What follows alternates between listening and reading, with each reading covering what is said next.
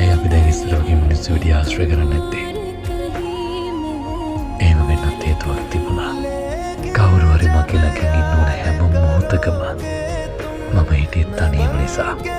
මට දැන් වෙනදටත් වඩා තනිකම ඕරුණ නිසා මේ වෙලාවෙත් මගේ හිතට ලොකු තනිකමක් දැනෙනවා. මටත් ගොඩක් දුක හිතෙනවා. ඒ හැමදේම තනිකම පාළුව නැති වෙන්න බොරුවට hina වෙන්න හේතුව වෙනවා. හැබැයි ඇත්තටම මට දැන් ඕනේ ඔළුව ටිකක් නිදහස් වෙනකම් මාව අහන් ඉන්න පුළුවන් කෙනෙක්. මනුස්සයෙක් තනි වුණාම ට්‍රක බලන කතාව ඇත්ත.